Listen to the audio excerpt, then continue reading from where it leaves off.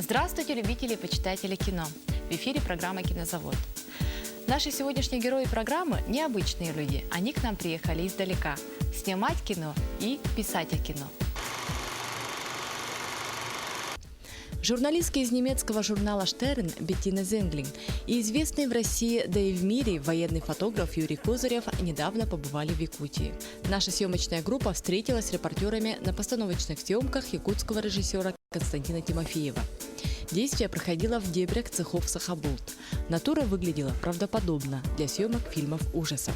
Вы к нам приехали в Якутию писать о кино, о якутском кино. Вот что же вас побудило взять такую тему журналиста, который пишет о других вещах, да, совершенно, и почему заинтересовало вас только именно якутское кино, и где вы услышали об этом?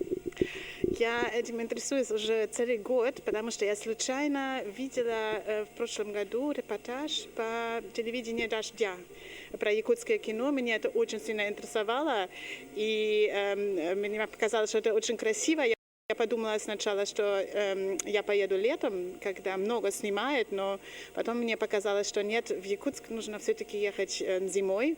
Я интересовалась, есть ли люди, которые сейчас снимают в этих погодных условиях, и оказывается, есть такие проекты. И вот поэтому мы вместе с фотографом приехали делать репортаж для нашего журнала, показать, что в Якутске снимают так много фильмов, и так много у вас энтузиастов, и так много интересных проектов. Когда вы заявили у себя в редакции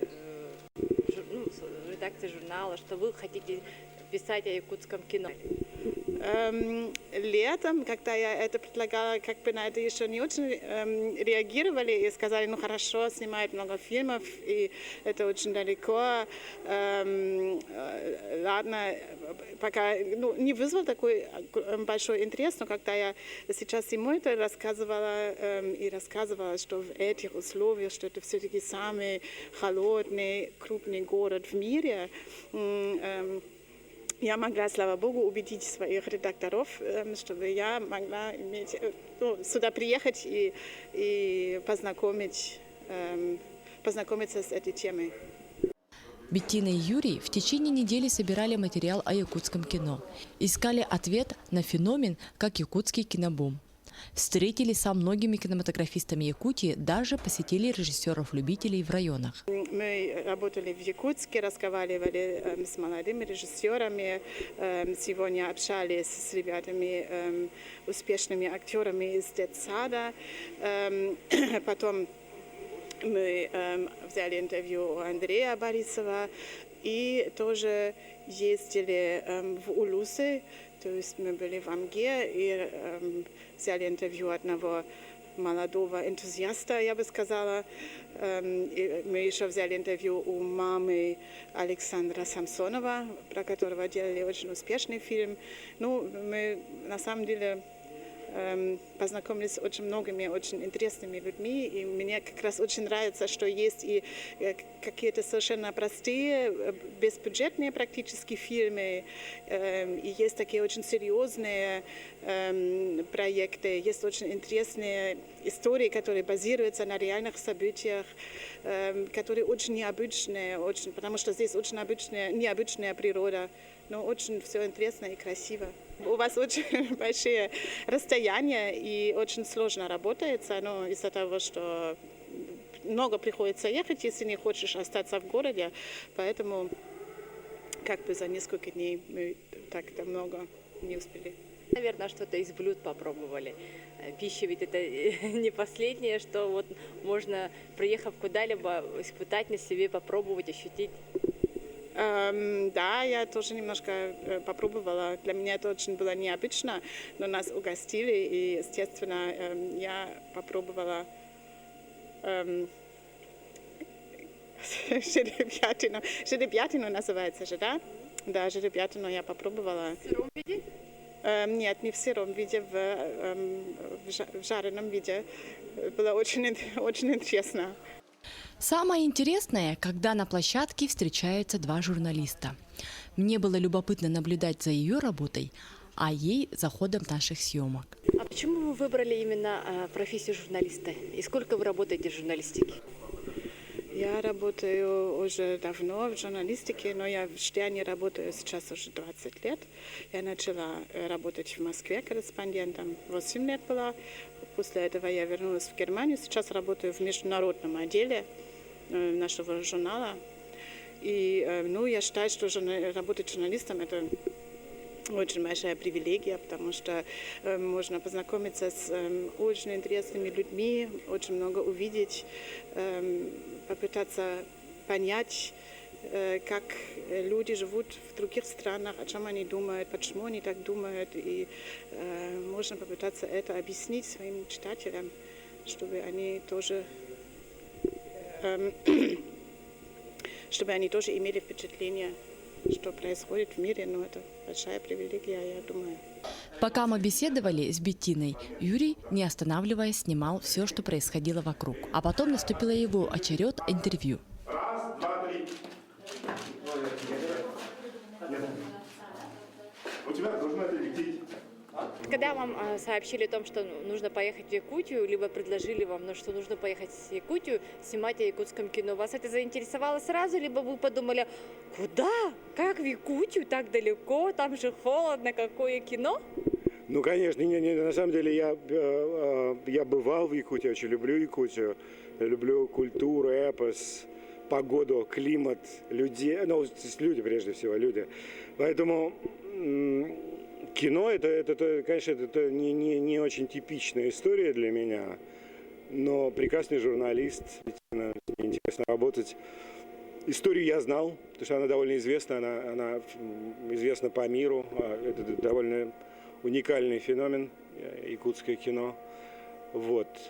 Потом я мечтаю тоже о кино, я хочу тоже кино снимать, поэтому приехать к коллегам, посмотреть, как они работают, это такая уникальная возможность, и новые знакомства, новая история.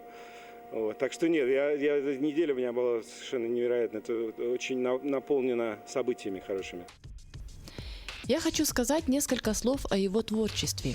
Юрий Козырев – фоторепортер. Он обладатель множества престижных премий. Юрий за 25 лет своей работы в профессии осветил все основные конфликты в бывшем Советском Союзе, включая 2 чеченские войны, а также запечатлел падение Талибана в Афганистане в 2001 году, объездил весь Ирак за несколько лет, фотографируя все стороны конфликта. В его фотографиях весь ужас войны.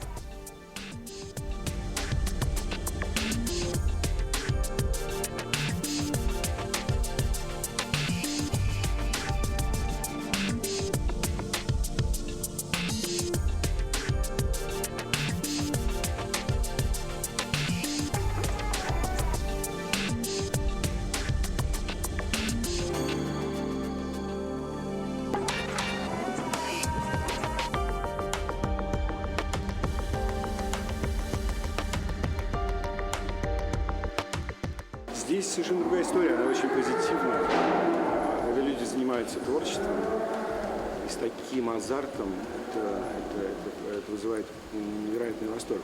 Но просто я, честно говоря, не знаю в России другого места, где бы было такое настоящий Голливуд, свой Голливуд такой. Но он очень своеобразный, и мне кажется, выросло просто удивительное поколение людей, которые стали использовать кино, чтобы делать свою историю. Но мне кажется, это вообще заложено генетически, и это уже практически национальная черта. То есть вы удивительные рассказчики, у вас потрясающий эпос, то, что вам как бы с молоком матери достается. У меня сейчас просто уже сверхзадача посмотреть все. Потому что я видел людей, я видел отрывки, мне много показали, но теперь я хочу насмотреться этих фильмов, чтобы чему-то научиться. На самом деле тоже удивительно совершенно, когда ты знаешь, что классное кино можно снять там за малые деньги, то есть, практически без денег и на чистом энтузиазме за очень короткий период. Думаю, не одна я и вы, телезрители, из нашего разговора поняли, что материал, который они отсняли, займет достойное место в рассказах о нашей республике. Кинозавод для этого старается. У нас сегодня будет в гостях режиссер из Италии Диего Панарелло. Он к нам приехал уже во второй раз спустя 3 года доснимать свой фильм о замечательном инструменте варган.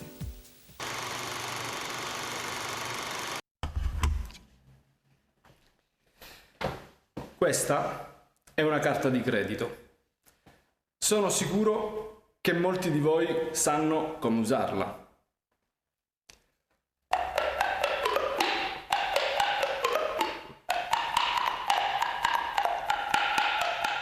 Я очень рада приветствовать вновь в нашей программе Диего, потому как мы 3 года назад с ним писали тоже передачу, когда он приезжал к нам в Якутию в первый раз снимать свой фильм.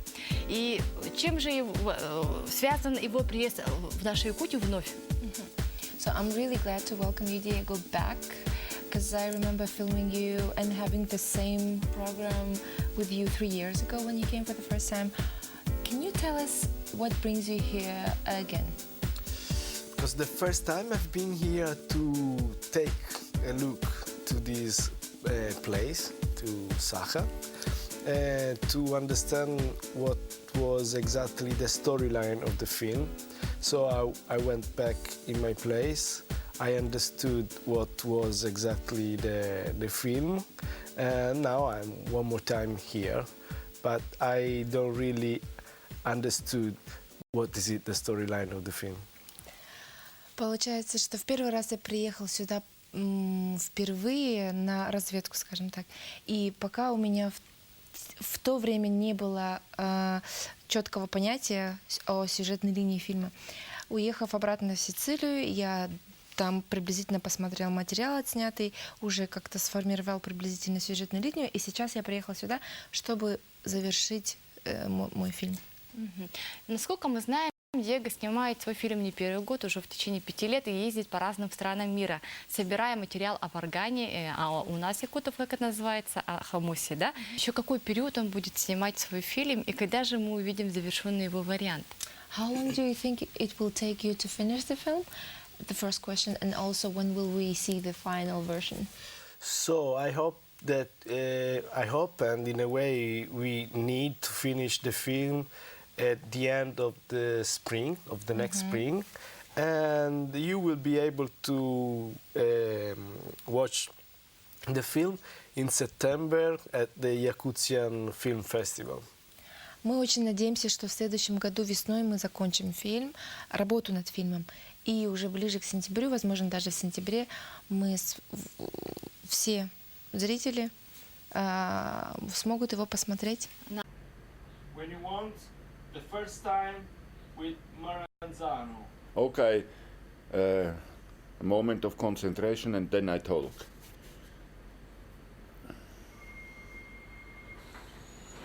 One day I heard a strange sound, and since then I have it always with me, a Jew's heart.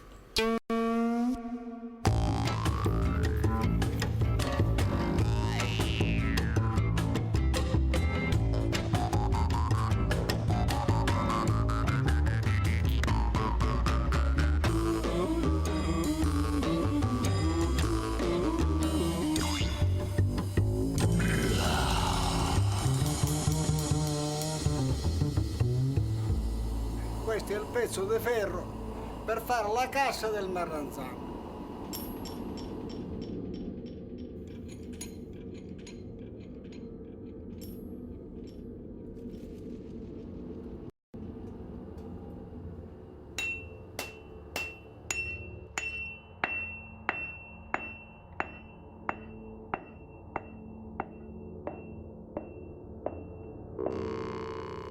Sto lavorando alla ricerca dell'anima di questo strumento da più di 2 anni.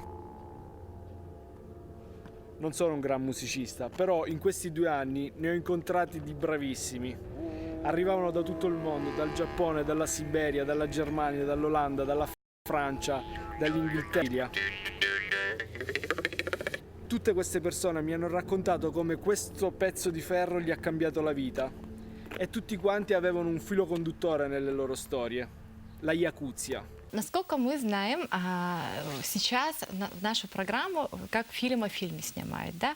В нашей студии сейчас, кроме наших 3 своих операторов, находятся и единомышленники, команда нашего гостя Диего. И они сейчас тоже снимают то, что происходит в нашей студии. И этот фрагмент войдет в фильм, либо они это снимают для себя. So right now in the studio we have not only our cameraman but also your fellow film crew colleagues who are also filming. It's like a movie in a movie, a film in a film. So I have a question: will this part be included in the film somehow, or are Yes. you filming it for yourself? No. You know, when you edit the film, you have to write one more time the film. But I'd like include this backstage of the. Когда снимаешь фильм, иногда включаешь некоторые моменты дополнительно. Мне бы хотелось, вот, допустим, оставить эту съемку и включить ее как закадровые съемки фильма. Because this film it talks in a way how you can see the reality from another point of view. Потому что этот фильм показывает, как можно смотреть на реальность с другой точки зрения. And the film starts with me like I'm a lonely guy without no reason to live, and through this instrument I discover a world, and in a way I became respected among the people of Sakha, of Sakha Yakutia, and in the Mecca of this instrument. В фильме я вообще представляюсь как герой человеком, который потерял смысл жизни, который потерян и очень одинок.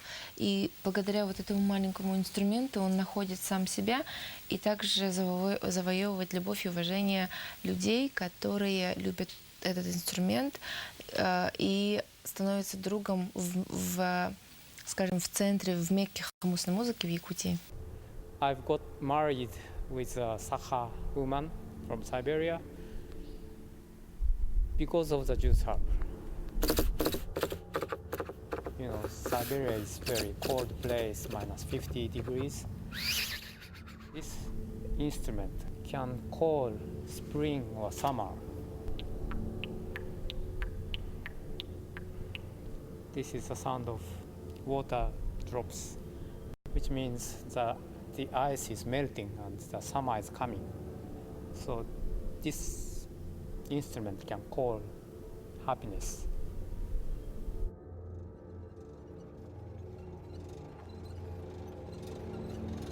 So let me know, the people are waiting us? Yes, all of people of this village waiting you.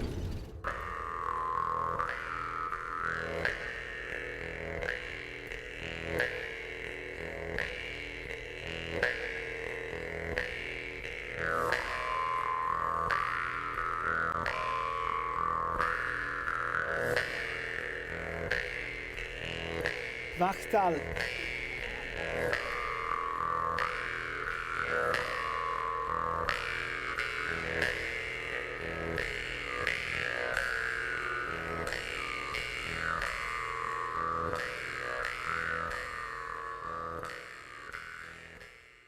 Какая же задача режиссерская в этом фильме?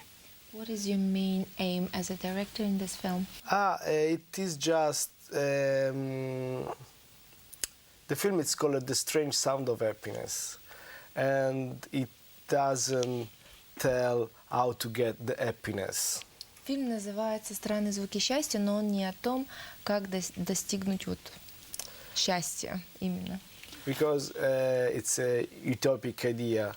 And it's just, the film is just a suggestion, a suggestion. It's just a suggestion on how you can find a way to live your life and how you can put your passion even in a small thing like the hummus, and how you can find a new world and in a way a new identity. Этот фильм не, скажем, не инструкция к тому, как быть счастливым или как найти свое счастье. Больше, наверное, это фильм о том, как такой маленький инструмент, не обязательно хумус, это может быть что-то другое, какая-то мелочь, которая может разбудить в вас какую-то страсть, привязанность или хобби, скажем, да, интерес разжечь, который впоследствии может повлиять на всю вашу жизнь и даже поменять вашу сущность. И почему он выбрал именно этот инструмент? Почему его фильм должен рассказывать именно об этом замечательном, уникальном инструменте, как варган, хумус? Why is it this exact instrument? Why in your film the main idea is around this instrument, hummus? For many reasons, but of course because the first time I played this instrument, I felt pleasure, first of all. Причин есть почему. Одна из основных это заключается в том, что когда я в первый раз начал на нем играть, я почувствовал невероятное удовольствие. I was in front of a TV and playing this instrument. It was an old Sicilian instrument. I saw the TV that was changing, like vibrating, always. И я играл на сицилийском старом варгане. Was it Maranzano? Yes, Maranzano. Который у нас называется Маранзано, и играл перед телевизором, таким вот старого формата телевизором, и во время игры на нем на экране появлялись, как сказать, помехи. So I was thinking that maybe this instrument can change the reality. И я потом подумал, этот инструмент, наверное, может повлиять или поменять реальность. And I don't know who said that every artist has to change the reality. Я не помню, кто точно сказал следующие слова, но я слышал, что есть такое выражение, настоящий артист, настоящий вот творческий человек может поменять реальность жизни. Небольшой синопсис фильма, вкратце. Какие варганы, какие инструменты, каких странах расскажет, у которых есть уже варган, хумус, и финал он как видит? Чем должно завершаться? So to summarize it all, what countries have you visited in terms of the musical instruments, from what countries are present in the film? How do you see the ending of the film? So the film started in Sicily, in my place, and I've been in France, Germany, Hungary, Switzerland, Austria, and Japan? Not Japan, but I met Leo Tatagawa from Japan. I met people from Vietnam, people from England, and people from many parts of the world, and the biggest part is developed in Sakha, of course, in Yakutia. Please. Я побывал в таких странах, как Германия. Ну, естественно, фильм сам начинается с Сицилии. То есть, получается, туда в фильм включены это Италия, Германия. Я побывала в Германии, Венгрия. Также я в Японии не был, но встречался с Лео Татагава, который является энтузиастом, вот именно тоже продвигает хумус.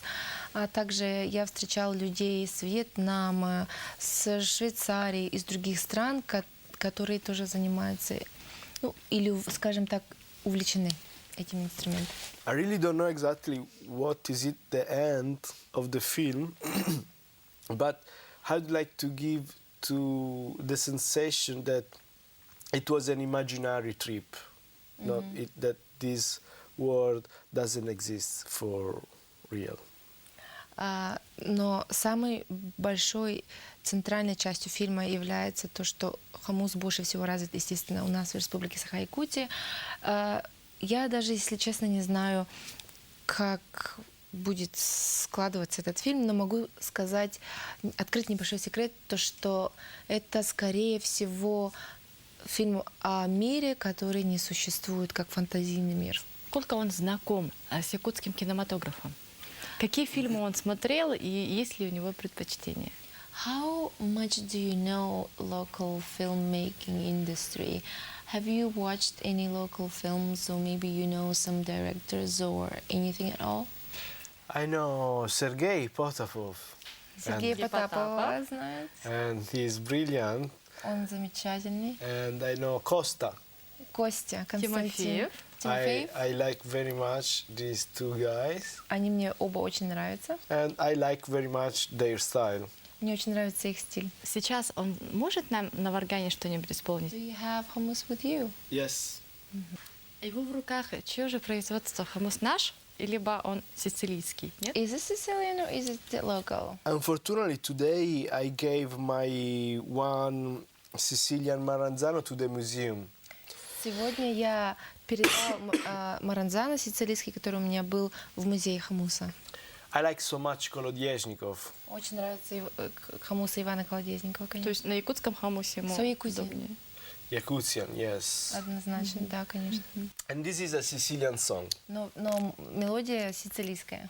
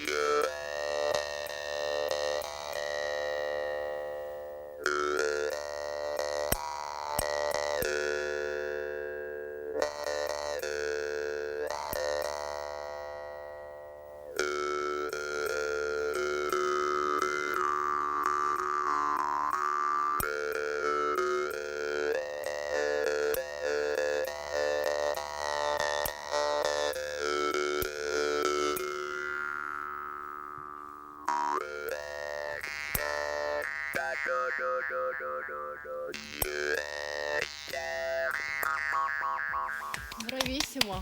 Очень странно слышать игру на варгане, но при этом не якутскую мелодию. It's really fascinating to hear a different melody being played on the Yakutian hummus. Очень слышится своеобразно, совсем по-другому. It's a completely different sound. Я очень благодарна, что он все-таки выкроил время в своем плотном графике и пришел все-таки погостить к нам в студию. Желаю ему творческих успехов и еще больше новых картин, чтобы он снял. Спасибо, Диего, что пришел сегодня к нам. Thank you. На этом завершается наша программа.